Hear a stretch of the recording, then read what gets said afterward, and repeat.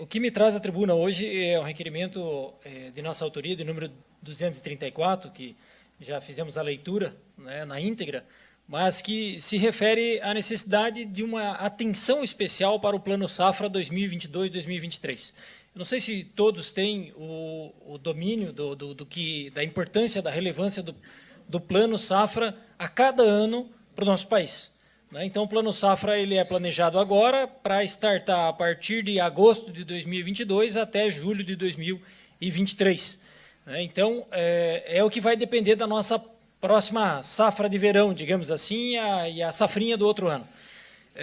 Isso nos preocupa porque quem nos acompanha viu que recentemente não, mas no mês de fevereiro, nós passamos por uma situação constrangedora a nível de país, no qual o pequeno agricultor precisava plantar, ele estava na época de plantar, vinha se avançando no mês de fevereiro, o prazo vai acabando, depois de perdido o prazo não se planta mais. Então você tem uma janela ali que é a época de plantio.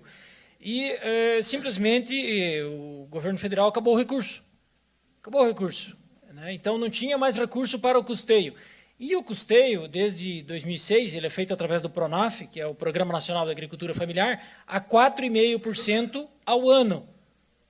E simplesmente acabou, então o agricultor precisava plantar, e ele foi para as instituições financeiras e financiou a 12,9%. Então, esse 8,4% de diferença entre o programa do PRONAF, que deve ser garantido para a produção de alimentos no país, e o que ele teve que contratar lá na instituição financeira, a 12,9%, esse 8,4% de diferença vai impactar na inflação dos alimentos.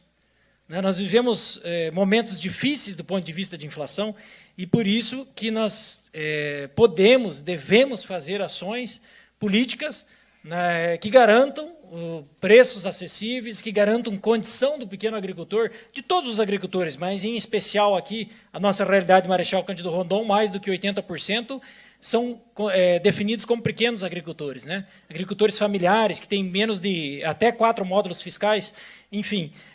E aí nós apresentamos algumas proposições, então, solicitando ao deputado federal Fernando Giacobo que articule para que não falte no Plano Safra 2022-2023, que está no planejamento, está para sair do forno, nesse momento agora, ações fundamentais aqui para a nossa realidade. Então, garantir o orçamento para o custeio do plantio para o próximo ano, de certa forma, aumentando a oferta de alimentos, contribuindo assim para o controle da inflação, de um modo geral, a inflação dos alimentos, mas e também a inflação do efeito cascata que os alimentos fazem sobre toda a cadeia, atender 100% dos agricultores à taxa de juros de 4,5% através do PRONAF, ampliar o direcionamento de recursos das instituições financeiras destinado à operação de crédito, ou seja, o percentual destinado a essas operações voltadas para a produção de alimentos. A base, nós sempre falamos, tem um jargão que o Brasil é o celeiro do mundo, então nós precisamos focar nisso, não podemos deixar faltar recursos para isso. Então, tem que ser prioridade, a produção de alimentos, a agricultura familiar tem que ser prioridade nesse país, em Marechal Cândido Rondon, no Estado e na nação. Só um pouquinho, vereador Marcelo, depois eu te passo para lá.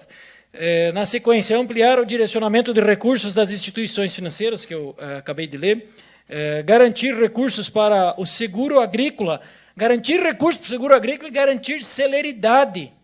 Tem agricultor que não recebeu ainda da estiagem que nós tivemos. Então, precisa ter recurso disponível, senão não é seguro. O dinheiro tem que estar lá, porque precisou, está aqui. Se você bater o carro, não pode ficar 6 meses esperando o conserto do carro. Tem que ser pontual, para garantir que esses agricultores não tenham dificuldade financeira. Quando a gente fala em produção de alimentos, vão produzir milho e soja. Para quem que vai comer milho e soja? A pecuária. Então, hoje, os suinicultores estão quebrando, a bovinocultura de leite está quebrando. Por quê? Porque soja e milho estão nas alturas. Então, o agricultor exclusivamente produtor de sementes, ele está ficando rico, mas o pecuarista está quebrando. Então, nós precisamos ter um ponto de equilíbrio entre produção de grãos, um valor justo, viável, e a produção de pecuária. Senão, daqui a pouco, se desarticula toda uma cadeia produtiva, que é o forte da nossa economia aqui na região, e o efeito cascata. Porque talvez nem todos tenham domínio, mas a maioria dos agricultores eles são integrados. Então, quem está viabilizando, quem está pagando hoje o milho e o soja alto para o agricultor integrado são as incorporadoras, são as cooperativas. Daqui a pouco faz um efeito cascata, as cooperativas começam a entrar em crise. Você já imaginou o quanto é significativo para a economia do Paraná todas as cooperativas que movem a nossa economia? A pujança do Paraná está vinculada às cooperativas. Então, nós precisamos ser intencionais nas decisões políticas, nas prioridades, para que nós não desarticulamos toda uma cadeia produtiva bem estabelecida. Garantir recursos para investimentos em inovações tecnológicas. Nós precisamos retomar a economia, então tem que ter recurso para a mola propulsora do país. Então, se o agro vai ser a prioridade, então nós precisamos ter condições do pequeno agricultor, especialmente, que ele queira ampliar sua produção, ou que ele queira investir numa nova estrebaria, que ele queira fazer... Tem que ter recursos disponíveis para isso. Eu falo isso porque antes do corte do custeio do plantio, houve o corte do programa Inovagro. Então, cortaram primeiro as inovações tecnológicas e depois, pasmem, foi cortado o custeio do plantio. É como se fosse cortar primeiro o vale alimentação do trabalhador e depois o salário. Então, precisa ter isso como prioridade.